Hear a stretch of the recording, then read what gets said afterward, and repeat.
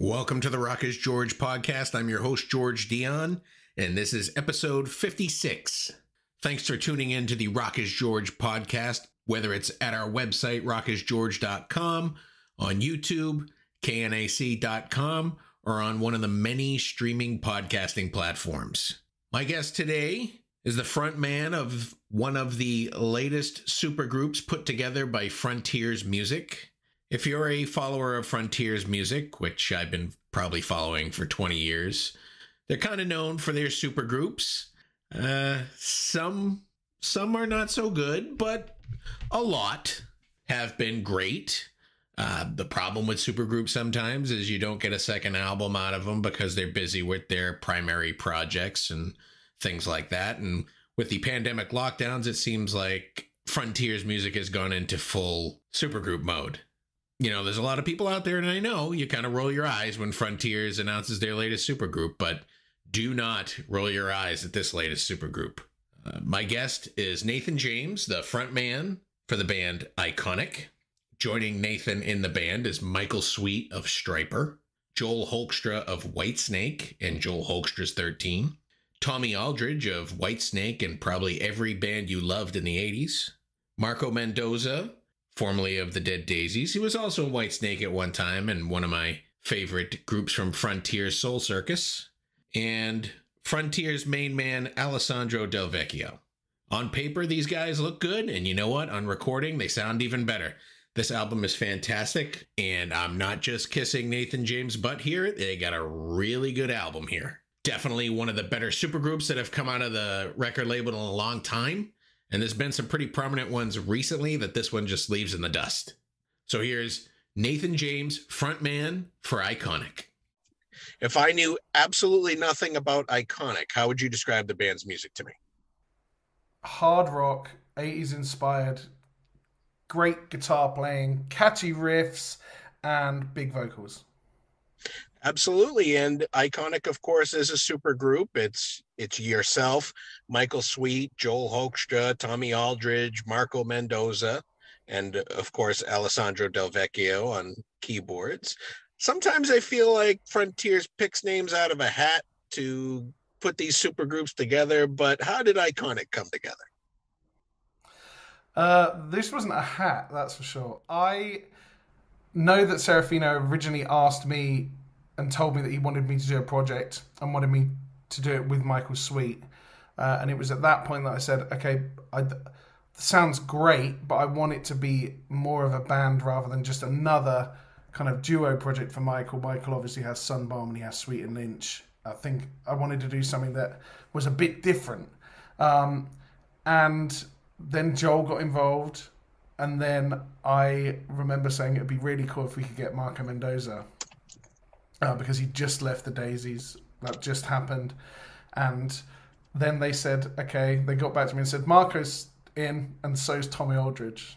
And I couldn't believe it. That was the craziest thing for me, to be in a band with those guys. So I'm super, super happy. I'm very thrilled that Serafino deemed me worthy enough to front a band with all those guys. And yeah, I'm having the time of my life. Even talking about it is mind blowing for me.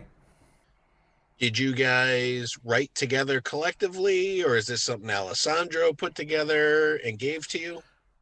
No, it wasn't just Ali. It was Joel, Michael, and Ali on the music front.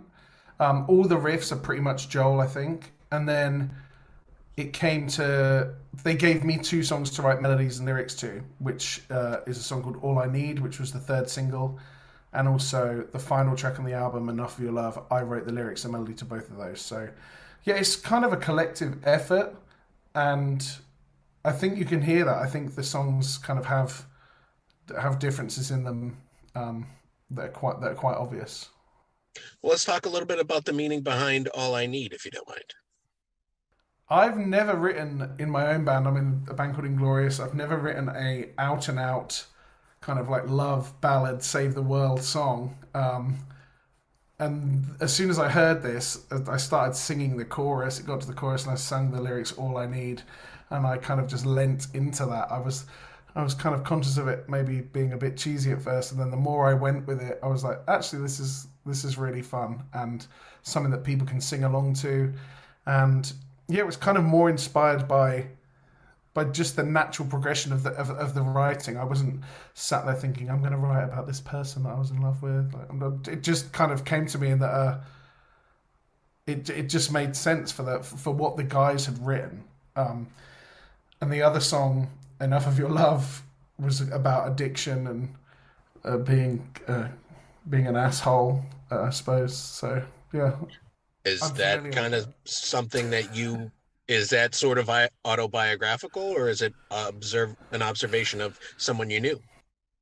It's an observation rather than me. Yeah, it's about someone, mostly people you meet at parties who just uh, do too many drugs and just talk crap at you.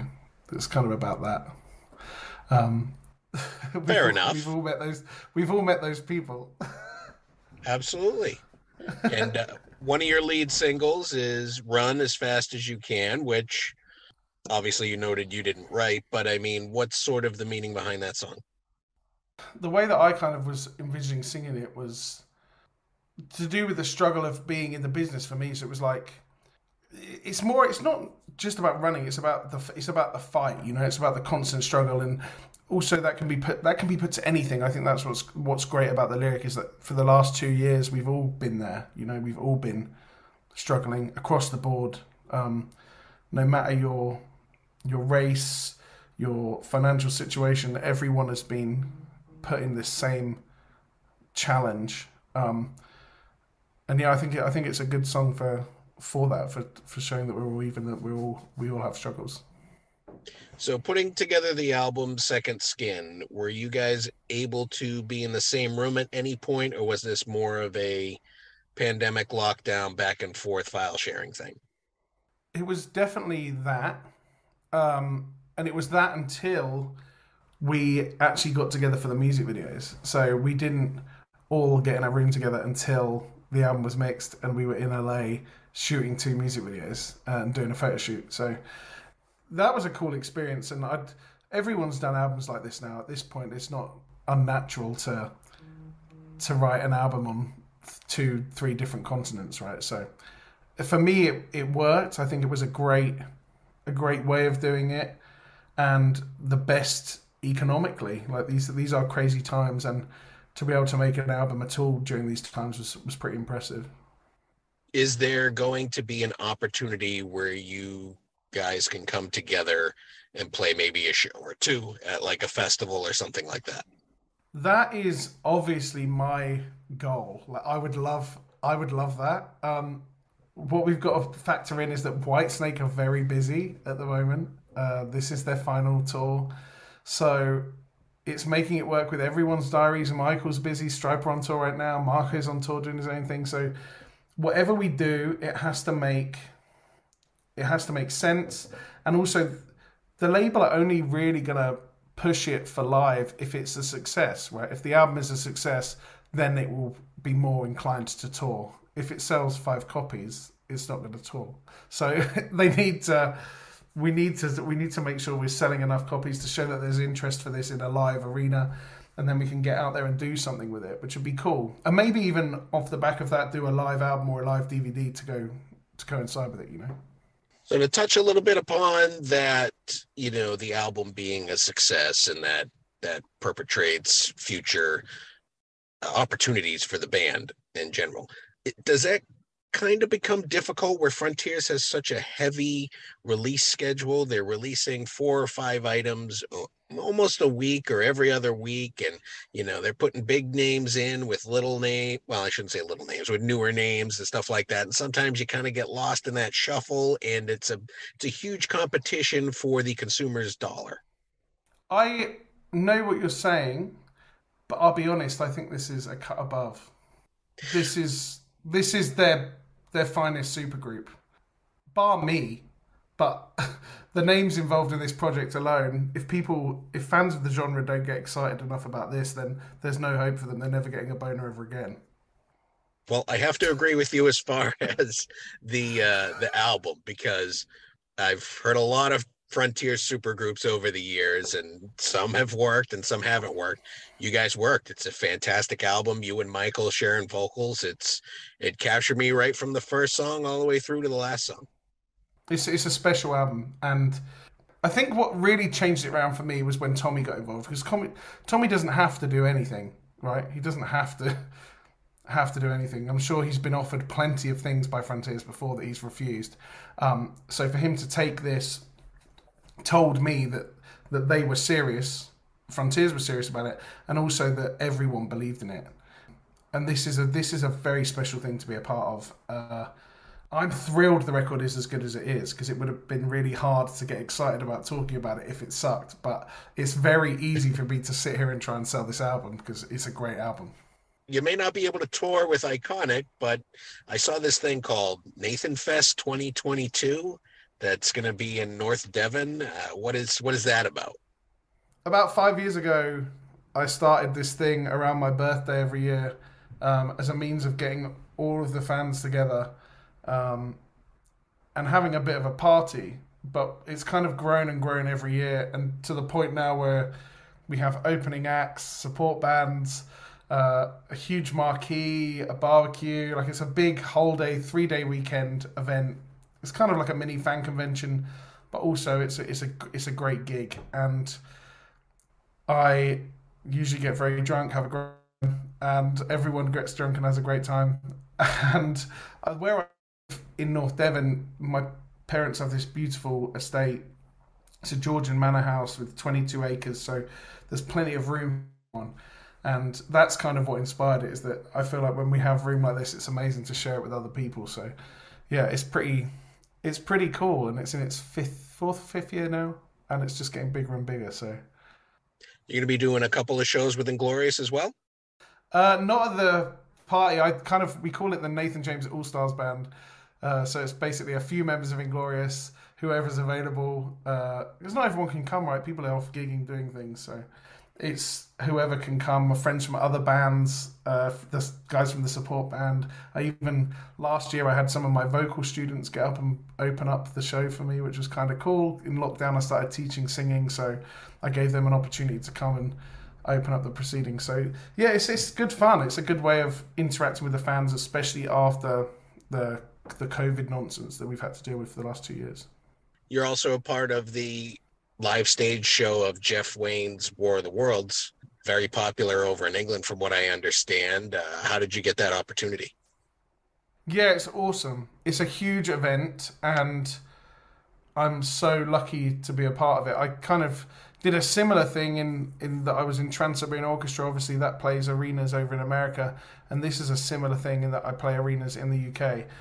I sing one song a show. I come out at the end of Act 1 and do this great big number with a big high note at the end.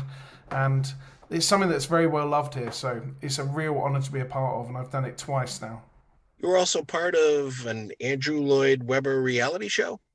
Yeah, 10 years ago this year, I competed to be Jesus in Jesus Christ Superstar. It was a great learning experience for sure. Not something that I'd do again, but it definitely helped me as a performer, taught me about live television. I think the opportunity to sing live on TV like I did every night for 2 weeks was pretty invaluable.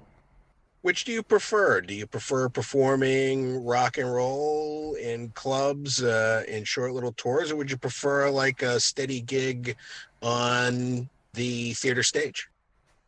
Rock and roll is my love. The kind of theatery type things, I'm definitely more for financial reasons, and I love different things about both of them. But yeah, I'd struggle not singing rock and roll and my own songs that I wrote. What's going on with Inglorious? You guys recently released a live album. You had a covers album and a studio album in 2021. Are you working on anything new?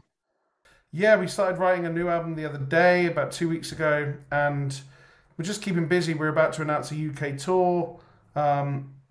Just keeping focus, keeping momentum going, and writing. Writing is the most important thing for us, getting those songs ready, and then we're getting the studio hopefully later this year. Those are all the questions I have for you today, Nathan. The new album is Second Skin. The name of the band is Iconic. It comes out June 17th on Frontiers Music, and the album is truly iconic, in my opinion. Thank you very much. Appreciate that. Once again, I want to thank Nathan James of Iconic for coming on the Rock is George podcast. Be sure to check out their latest album, Second Skin, on your favorite music streaming platform. If you like what you hear, make sure you buy a physical copy. Support the artist. For all things Iconic, head over to facebook.com/iconicrnr. Nathan James is also the frontman for Frontiers music recording artist Inglorious. Check out their material as well. I think you'll find something you like there. I also want to thank John Freeman of Freeman Promotions and Frontiers Music for making this interview possible. You've been great. I've been George Dionne. I'll see you again soon.